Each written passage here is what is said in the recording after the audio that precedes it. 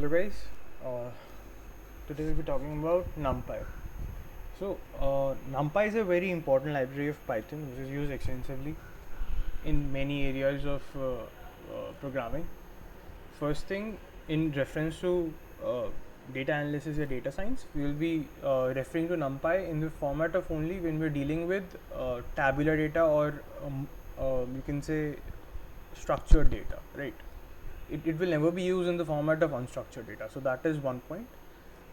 Secondly, when we will be thinking of NumPy, we'll be thinking of numerical data only, right? It won't have string, it won't have any kind of you can say complex data, or you can say combined data. Let's say int or string. It won't be having that kind of. It will just be basically based on real data like integers, floats, right? Nothing of any other sort, right? So what is NumPy? NumPy is basically a library which deals with multi-dimensional arrays, right?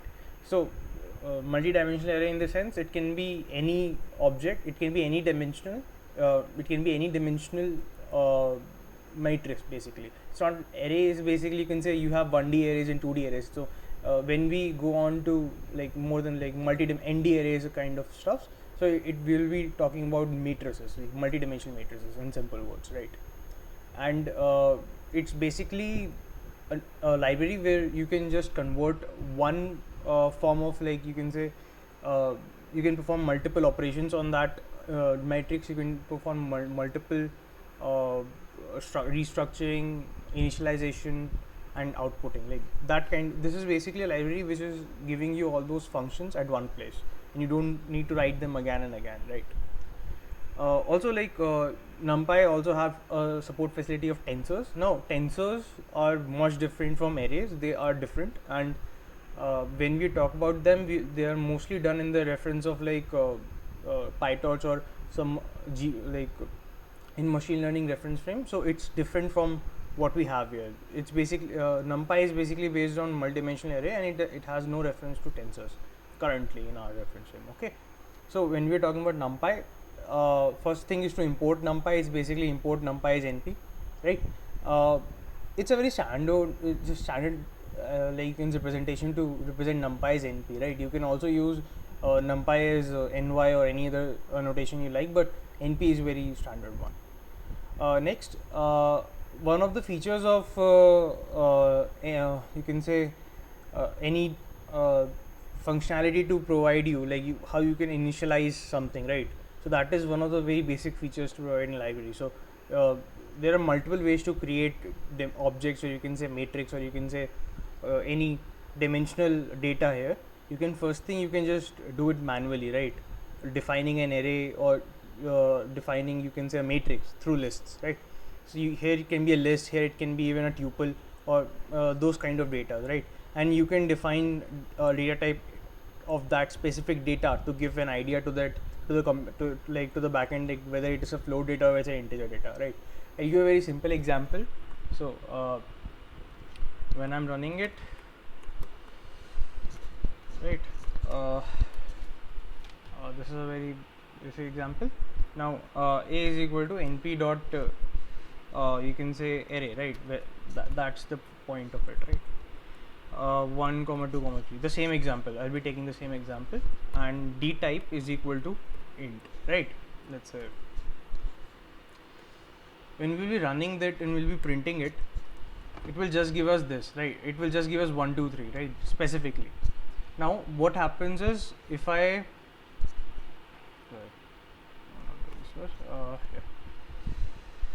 what happens is, if I try to put here float, right? So what happens is, it automatically assumes or decimal point notation. It will assume that it is 1 point, like something is present on the left hand side of the dot, sorry, right hand side of the dot, but it's not given to us, right? So it will assign 3 points or whatever, 3.0, 2.0 specifically, and that's the difference between assigning them int or float, right? Next point, like this is the way to create it manually, like you are defining it manually, the arrays, right? But many times, like, you just need to initialize an empty array, right? So for that initial placeholders, NumPy give you a lot of options. You can select you can fill with zeros, or you can fill with like a specific value, and it will fill any kind of any size matrix, or you can say any size of array to that value, right? So np.0 is basically assigning any size any size to 0, right? This basically is a size 3 comma 2 comma 4, right? So here basically 3 means like it's 1 comma 3 kind, 1D array of 3, length 3, like 1 comma 3 kind of stuff. Now in the parenthesis 2 comma 3 means the size is 2 into 3, right? So 2 rows and 3 columns, right? Now 3 comma 4 now 3 comma 2 comma 4 means 3 into 2 into 4, right? So it's a 3D array, right, of all zeros. Now I have used np.zeros, that's why it has assigned zeros to it. If I had used np.4, it would have assigned any other value, let's say with all the values 2 here, right? Another thing to note is that you can define as much size as you want here, as much as your memory can hold, right?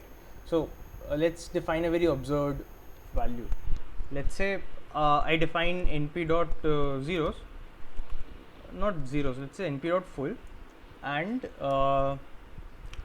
let's say 2 comma 2 comma 2 continue till dot, let's say, right, and I'm assigning it to be 0. We are creating a very simple value, right?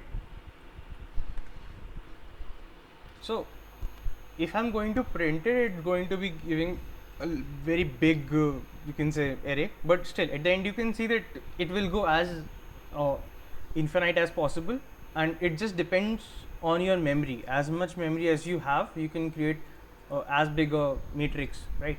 And normally zeros is used to initialize as like a matrix with all values to be zeros, and the point for that is it is slightly more computationally, you can say, efficient by using np.zeros. np.full will also do the same thing if I use 0 here, as I've done, but still it will give you a little less efficiency here, right? Then there are points like if you have to assign like if you're creating a diagonal matrix, right? Diagonal matrix in the sense like you have like like you have a simple diagonal matrix of which we call identity matrix, right? So in that sense you can use np.ones, right? If you want to create an identity matrix, you can use this np.ones, right? It's used in, like, you can say, very complex computations. When you're using linear regression or such kind of modeling, you don't use that much. But yes, if you have something and you want to use if you have some expression you want to use straight away identity matrix, you can just use in this similar manner, right? np.random.rand is basically, it's used to like used to create random random numbers, right, between 0 and 1, and assign them to that matrix given you have given the size. So here the size is 3 comma 5, right? So giving you an example would be np.random.rand 3 comma 5, right, as they have done, right? So it will give you this. Another, will this work? No, it won't work. So the difference here is, usually you would be giving like dimensions as a parenthesis, like a dimension as a tuple, right? Here you won't give dimension as a tuple, you will just pass as a parameters, right? So what happens if I pass multiple parameters? It would be generated, but in the sense I don't need to pass this as a parenthesis, so just need to take care of this. Also, if I use rand int, it would give me a simple array of that, right? It's kind of different. Like if you're having random, right, it's for rand, right? It just give you 0 to 1. If you want to have integers, this is a very specific function, I'll tell you afterwards, right? In these other cheat PDFs, right? So once we're done with this, right, we know how to initialize data. We can create array manually. We can create array by using zeros and a specific constant or identity matrix, or you can say any other values, right? Like np.I is the function which is used to create an identity matrix. np.ones is basically assigning all them to 1, like basically np.full comma 1, right? All those things, right? It's not that useful. Majorly you'll be using most of the time np.zeros or np.full, right? Not these guys, not these functions. Now saving and loading, it's not that helpful either, because at the point that we'll be dealing with NumPy matrices, we won't be saving or loading them. we would be converting them to some other file format, let's say CSV format or pandas data frame, be saving that, not just saving like you can say just numpy arrays to CSV, because they are not that useful for us directly saving numpy arrays. Other operations, like you can say copying array, right? When we have to like when we are dealing with arrays, right, when we are dealing with numpy, what happens is, as I've told you many times, like in the previous videos, uh, there is a thing called like slicing, right? So what happens is, if I have got a equal to b, and I assign like I change something in b, right? I change something in a, the b also gets changed, right? This happens in sometimes, like specifically. So in numpy, to deal with this, we have something called np.copy, right? np.copy basically handles, it creates another same replication of that array, but it also assigns, like it does not refer to that array as a pointer. If you have done ERC 101, you might have seen pointers. Nevertheless, if you don't have seen it, never mind. What happens is, if I'm changing something in A, the B also gets changes, because the data which is represented A is basically a pointer to B, right? So any operation which is applied on A will also be applied on B. So to overcome that, we'll be using np.copy, right? It's basically it returns another array having the same data as this array, right? Another very important format is view, right? View is basically you can say a viewing, you can say visualizations, which is used to view specifically in the data format that is available, right? So what happens, sometimes I need to view, if I'm having a float, right? And if I want to view specifically in float, like you can say dot two decimal points, so I can use like I can use for that, like specifically dot view to use that, right? uh, I'll be giving an example of view, but specifically it's just used to view in different data formats, right? Again, sorting, it's very simple to understand. It will sort, right? And also it will sort, but at what axis around, because you have multiple axes, right? Axis is basically, you can understand, if you have a 2D array, the y axis and the x axis, right? Y axis and x axis, right? If you have a 3D array, you have x, y, z, right? It's 3 axes. So it's basically x is equal to 0, x is equal to 1, x is equal to 2, right here. So around that, you can sort specific axes of these arrays. For a simple example, let's take a is equal to np dot we cannot have it, let's say random dot rand 3, 3, right? So this is the total array, right? What happens if I sort it? A dot sort, if this is a default sort, printing array again, this will give me a default sort. What does default sort? It basically means x is equal to 0. So what does x is equal to 0 means? That each individual you can say the element present here, right, will be shifted to on this side, right? So x is equal to 0 is basically a simple row, like simple row sort, right? So in this is the least element, then this is the greatest element, then this is the this is the like this is greater, this is greatest, right? So in this sense, this will be the first, second, and third. Similarly, in this row, this is already the smallest, then this is the greater one, then this is the greatest. So in that sense, this is giving me this row, right? So x sort is basically x is equal to 0 without any parameters, right? If I define x is equal to 1, it's like we have, let's say we have a new matrix and we have this. So when we have x is equal to 1, what happens is, we will be sorting in this sense, right? The column sort, right? The column sort, you can see that this is basically column sorted at this point, right? If I'm having x is equal to 2, which is basically in z axis, then you'll have something called this, right? What happened is here that specifically in z axis, you have got that the last element that we call, when we reference, what does z axis basically means? First thing you need to understand that when we access an element of this array, we define it by using 3 square brackets, right? let's say 1 comma 1 comma 1, right?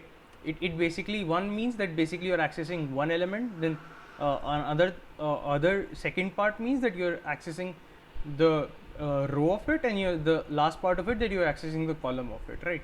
So when you're accessing 0, that means access equal to 0 means the row wise manipulation of the least 2D matrix, right? When you're accessing access equal to 1, that means the least 2D that the backend would basically get the least 2D matrix, and it would just take the it would do a column sort of that, right? Now axis is equal to 3, axis is equal to 2 means that when we are having a 2D matrix, let's say the end of the n dimensional array, we would be going we will be going into the arrays as you can say as soon as possible. So at the end we will be getting a 2D array, right? So in that 2D array, it would see like whether it has the axis 2 would mean that it's basically the rows specifically which we are dealing with, right? So if you do the sort here, like 0.96, 0.7 and 0.34, it would be just be the row sort again in a three-dimensional array, right? Because basically in that sense it would be just going into the data and trying to figure out a 2D matrix, right? So when we want to have a different kind of sort, we can also apply using like a specific application of a map on a NumPy array, and we can use that, but still it's out of this range currently. Yeah, another thing to note is reshape, right? So reshape is basically array reshaping. When we have a 3,3 matrix, right? So the number of elements here is 18, right? I won't be changing that, but I would change like a dot reshape to some other value, let's say 9,2, right? Oh sorry, 27, sorry, I forgot. This is like a very big mistake on my side. Nevertheless, yeah. So 3,3 means there are 27 elements in this, and if I want to reshape it, like if I want to convert back into two dimensional array or one dimensional array, or let's say like standard dimensionality, I can just use dot reshape and it will just combine it, right? Now dot reshape is generally just taken from like it's taken just from the base, like it just combines from the elements in a serial manner. Let's say it's coming from here, and it will just take the elements in a very serial manner, right? So when we are having 9,3, it means that there are 9 rows and 3 columns, right? So it will just go on sequentially and allot the data, right? So somehow that you are having let's say 3,9, right? So it would have 3,9 means 3 rows and 9 columns, so it would just go like this, right? So this whole like in the 9 elements would be in one row, and these would be in another row, right? In a 3,9 reshaping. In the similar manner, if we have like you can say ND arrays, right? You can just think of 3-dimensional data, and that's the limit of your imagination at some point of time. But usually when we are dealing with image data, or we are dealing with data which has high dimensionality, this thing of reshaping is used a lot, right? We won't want to deal with such clustered data. We have like high dimensional points to consider, and then we have to access them. So we will be wasting a lot of time on just to figuring out where that element currently lies. That's why we will be using reshape a lot, right? When we're done with reshaping, appending, like when we have to insert some values or we want to append values, we can append that values to the end of the array. Now it has some constraints attached to it, like in the sense if you're adding just one, it will add a new row to it. If you're adding just one value, and it would do that in a sequential manner. So these are the constraints on append. On insert, it's the same thing. It just basically insert at a specific you can say index, right? And it's basically similar to append, just that append adds a value at the end of the array, and it adds the value at the specific index, right? So that's the difference. And the constraints are basically they'll be added in sequential manner. That means the data will be shifted in a very sequential manner, right? That if a data is like 1, 2, 3, 4, and you're inserting I'll give you a very simple example. Then let's say we have like np.append, right? I'll just copy this, np dot append a comma, let's say 1, right? So what happens is, first thing, yeah, so I've currently set like a specific version in my like required version. It's basically giving me appending it to it's basically appending the one to all the data, but it's giving me in a single list format, right? Now this happens when you have set a simple, like you can say a specific version of it to behave in that manner, but you can also set it like in the sense that the default version, that is that the value will be added to 2 comma 3 will be added to the at the end it will be creating a new row, right? So in that sense it just changes the dimensionality of the numpy array. Nevertheless, when we are dealing with numpy insert, mostly will be not be adding or appending anything to numpy arrays. Mostly removing is behaving in the same manner. It will just release the row and column, and its behavior is similar to that. And most of the time it will also be returning a single, in my system it will be returning a single specific row. In the previous version it's used to return like specifically deleting that dimension out of the data, right? So that also used to happen. Another thing, like indexing. Let's talk about indexing here. You can you have seen the index, like how to index a list, right? So numpy is a specific type of list only, and they're implemented in that format only. So the indexing is similar. Indexing of numpy is similar to a list that you can access by index, specific index. You can access by multiple index which corresponds to this. You can like you can also set the values using these, and also you can use semicolon and those things of sort, right? So this is basically a list in this manner. Also np.concatenate, it's just used to concatenate two arrays, and as I said, like it's basically doing append like you can say running a loop and appending all the values to the array. It's kind of that. And also, like you can say that you can also define axis. You can want to append by axis equal to 0, that is like by rows, and x is equal to 1 is by columns. Like as you have said, if you have done to pandas, it is basically append. It's basically concatenating. X is equal to 1 is concatenating by rows, right? If you have this one, if you have this the data, let's say a square data, then it will be appending like in this sense, right, by the columns. One of the very important features of numpy is that you can perform multiplications, like matrix multiplications easily, right? So a and b here are matrices, right? So multiply these two, you just don't need to go over everything. You can just do np dot multiply a comma b, right? It's basically you can say very useful function when you're dealing with high dimensional data, right? np dot multiply. Division is a very different thing. It is used to, like you can say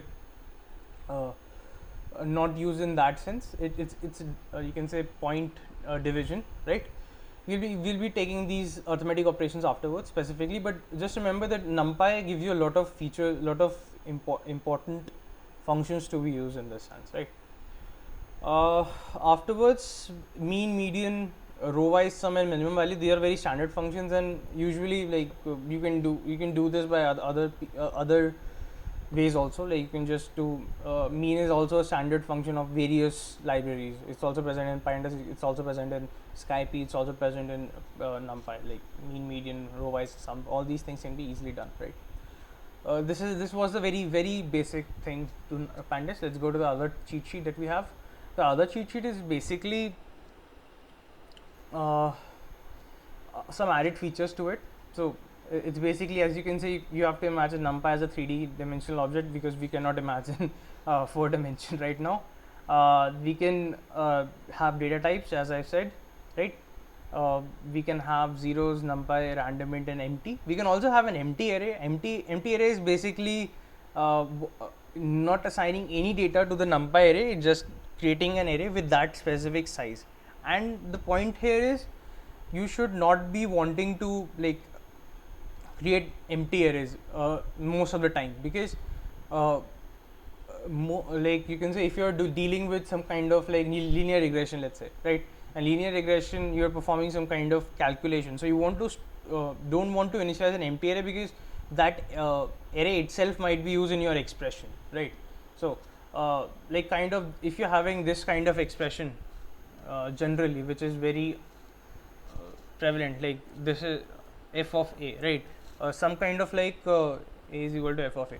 So what happens is you have got one instance of a, and you apply some kind of function expression or whatever you're doing something, and then you are getting the result out of it, right? So in this sense, you should not be using an empty array, because at the end of the day, in this just first iteration only, it will give you an error, right? So when you're trying to initialize when you initialize an array, you try to initialize by zeros or ones or something like full type, right? Also, like it will also give you an idea how much memory you're going to take in the following, like you can say the full computation, rather than just using this, right? So IO, as I said, these are not very required. Another data types that we have is like this is very important point to consider, that we have integers, we have got float, we have got, like you can say, complex numbers also. Complex number, they are not strings or the complex object that is usually present in Python. They are complex numbers. You can say x plus iy, right? We have got np.bool, right? We have got these three, like np.object, np.string, right? np.unicode is basically it's basically Unicode type. Like we usually represent any integer by, we can represent that by Unicode and all.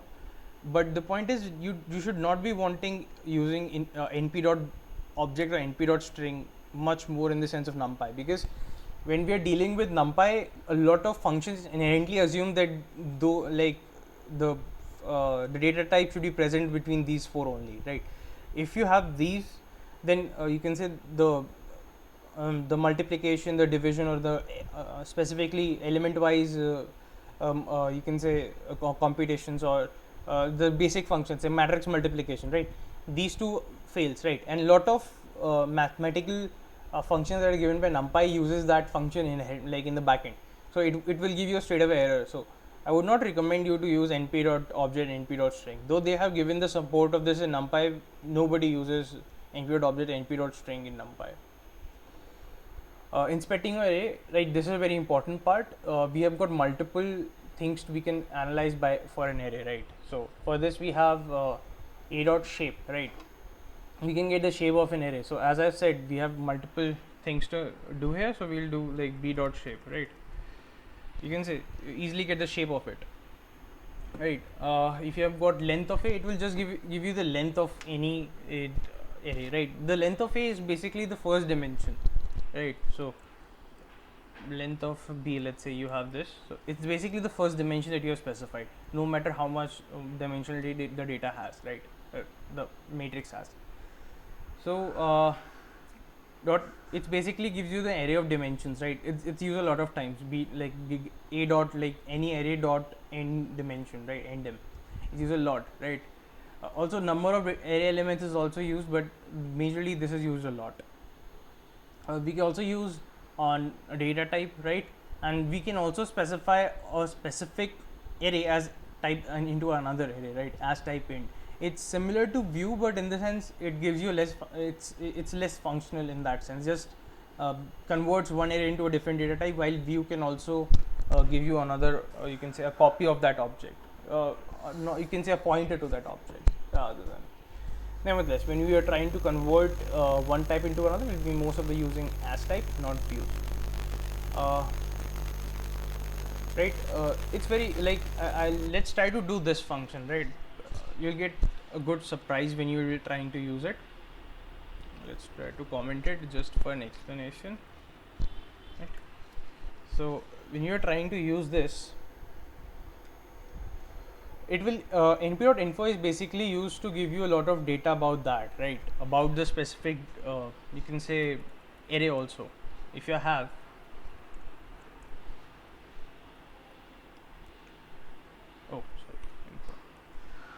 so for a specific array, I can get a lot of amount of data by these using np.info, right? So instead of using if you're just going over what does, if you're debugging or seeing your code after some time, you can just use this np.info and you can get a lot of information about that what is the shape of it, like, and specifically what does the item size like strides I'll try to go over it afterwards. Basically, if the array is aligned or not, like as I said, in append you will be adding one element to the array, right? So that makes it unaligned, right? Contiguous basically means that the array is contiguous, like the each element is contiguous or not. When you're inserting one element, right, so it becomes false, right? Fortran, just ignore it, it's not that important. Data pointer, it's how it's stored in the memory, it's not that important.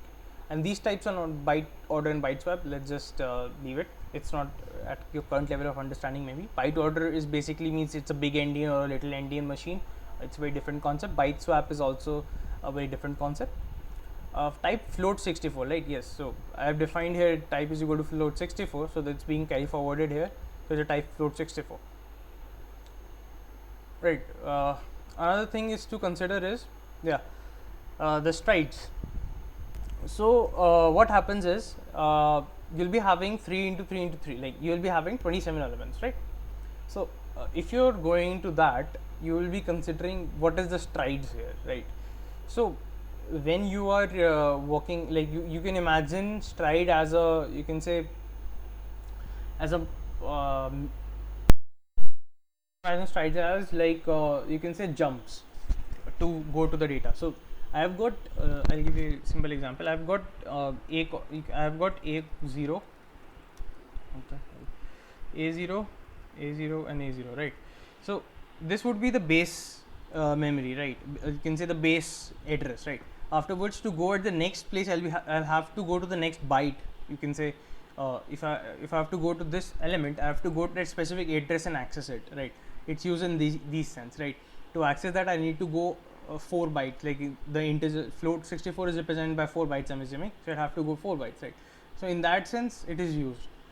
Maybe in the sense here it is used 8 bytes, so I'm assuming float 64 is represented 8 bytes in this system, right, by using numpy. So that means that for next element of this specific you can say if this dimension, I have to go 8 bytes afterwards, right? And to access next element of this dimension, I have to go 24 bytes. Why? Because I'll be skipping 3 elements, because if I have to go from this address to this address, I'll be skipping 3 elements of this, right? So for 3 elements you have to just skip 24. So this amount of computation is stored in strides, right?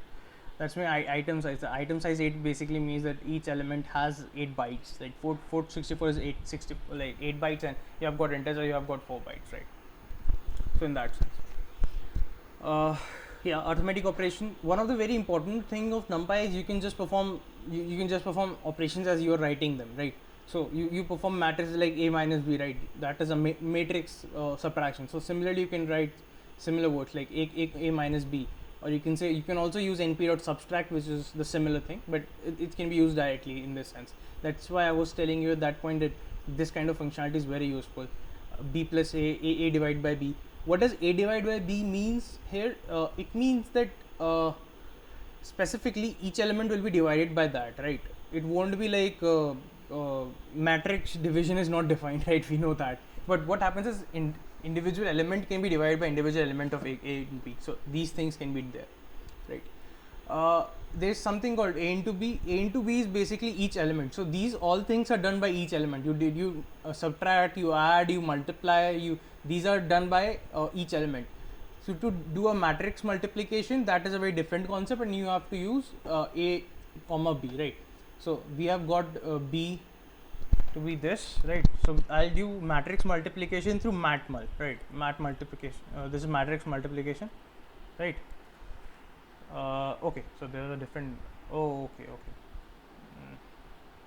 Let's do something. Let's add here. np.random. We have got b. We have got. Let's create another thing, right? So I'll add this to b here. Let's say b equal to a. I'm just adding that, and yeah. So matrix multiplication is basically multiplying two matrix. So we use matmul in this sense, right? Multiply is it's just basically using each element is multiplying each element by each element. It doesn't change the dimensionality. It just gives you the same n into m matrix out, right? One thing to consider is that the order of the matrix, right? Let's say n into m. If a is n into m, then b has to be n into m to n into m to have these kind of functions, right? exp, sqrt, like sin a, like these are individual element. Like these functions are applied individual elements, right? Like dot wise product. So this is basically e dot dot. When you have a dot wise product like uh, e dot dot f is like a dot b. So when you have a matrix and you have to do a dot b, so it's a dot product of that individual elements. True. When you want to compare numpy, so what happens is you have numpy, and when each element is having a specific value, right? So when you write an expression, so each element gets compared, right?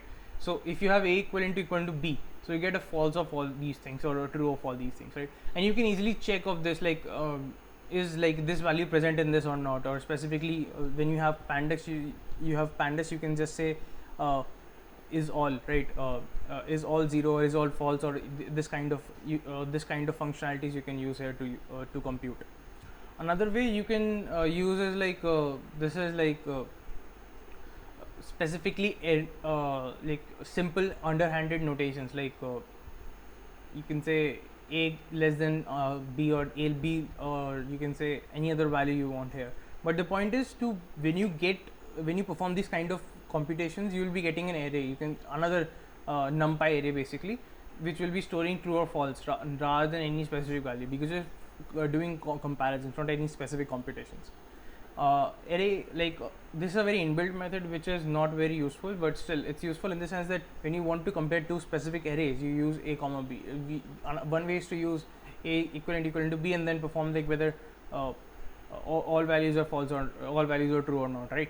Another way is to use array equal. It's basically doing the same thing, just giving a very specific functionality to use, right?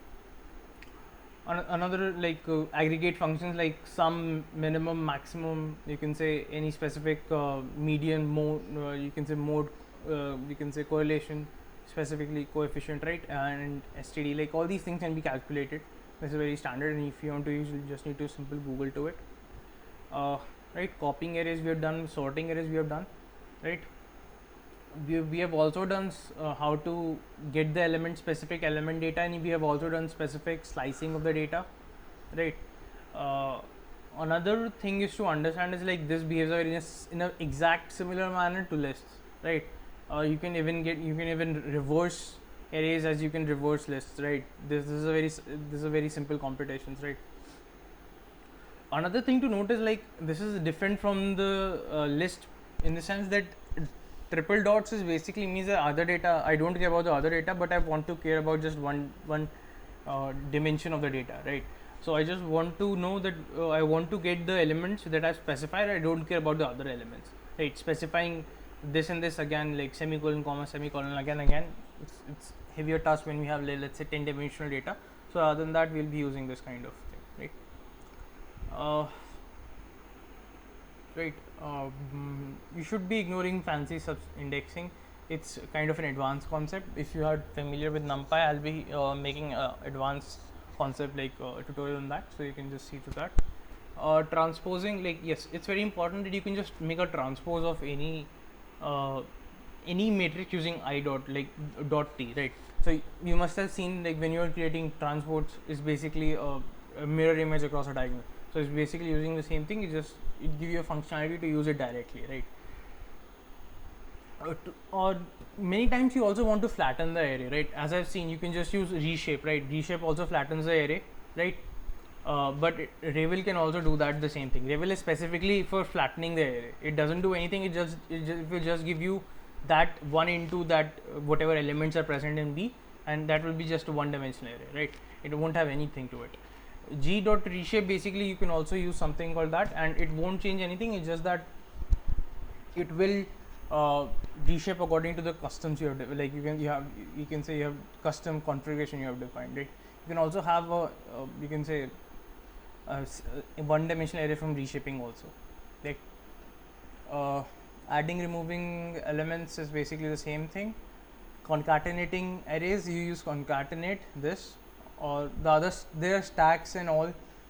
Stack arrays are usually not used unless and until you are going into you are saying into much more advanced concept of NumPy, but they are not very useful for data analysis or data science in that sense. Concatenation is useful in that sense. Splitting array is sometimes used, and it can also be mitigated by using just a loop, but usually the point of splitting array is to use individual elements and then individuals, you can say subsets, and then use them to other computations. So there are other ways to use that. If you just want to use numpy, not use other predefined functions, then you can use np.hsplits. For other times we don't use that this functionality that much. So the next cheat sheet, right? Np, we are done with importing and all, saving. We are done with creating. We are done with this part. As I said, like there is a thing called linspace, right? And np.arrange, right? So as I said, also there's a random ints, right? There is called random int, right? To this also called. So what these functions do, they're basically adding more functionality to NumPy. It basically creates values between, like linspace basically creates values between 0 to 10, and you can say it is the size that you want, right? So you define the maximum, you define the minimum, right? And you define you are creating like this is the size you want, and it will create a very divided, you can say uniformly divided values from this. So let's say you have the size 3,5. That means there are 15 elements to be taken from this uniformly distributed. So you can use linspace in that sense. Arrange is also the same thing, but it just gives you this in the step way. So here it's not in the sense like it's basically max minimum plus 3, then 3 plus 3 plus like 3 plus 3 6, then 6 plus 3 9, right? So in that sense you get that. You don't calculate how many numbers of elements you don't know that, right? Here you will be knowing how many elements or numbers you want, right? That's the difference between linspace and arrange. We have covered full. Random.rand is basically the same thing. You just get a random values of 0 to 1, right? And you define the size. Random.rand is and if you want between 0 to 1 and 0 to 100, you can just multiply that by 100, right? This is basically if you're dealing with floats, right? Because this will be a specific value between 0 and 1. Another thing, when we just want integers between random, one way is just to use a ceil function or float function, a round off function to use that. Another way is to having a specific function, random randint, right? This is basically a function used to specify random integers between a specific range. So 0 is the minimum that we have automatically. You can also change that by in the documentation, but by specifying 0 here, like 1 or any other value. But it can also give you another value, or you can have just a +1 or something like that, right? It will just give 0 to 4, and if you want to, like, let's say 5 to 9, so you just add 5 here. The minimum value will be offset by 5. And 5 is defined here because 0 to 4, if plus 5 afterwards, like when we're dealing with when we are storing this, right? And 0 to 4 basically means the value that you're defining here, let's say it's 5, let's say it's 10, so that value -1 will be the range of this random integer, right? And the size is basically the value that the size of the number of elements you're trying to you can say sample out of it, right? We are done with inspecting properties, we are done with sorting, we are done with flatten. For that we can use you can say Ravel. We can also use like reshape. We don't use flatten that important because its support has been discontinued, right? We have got .t, which is used for transpose. As I said again, reshape we are done with. Appending, insert, deletions, concatenation, split into 3 subarrays. It's not used that much again, but if you are going with it, we'll be using split. How to access integers, right? And how to access specific, then conditions, right?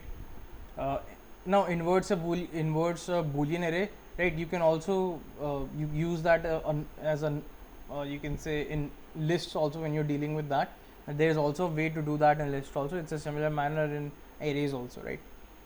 As you've seen in pandas also, if you work with that, pandas is like PD, like a specific data frame and that condition, and you can access that specific element. So in that similar manner, you can access the specific elements of the array when you're dealing with. But just keep in mind, if you are changing these elements, the other elements of the original array will also get changed, right? np.add, this is basically scalar math when we are dealing with specific values, or we are dealing with specific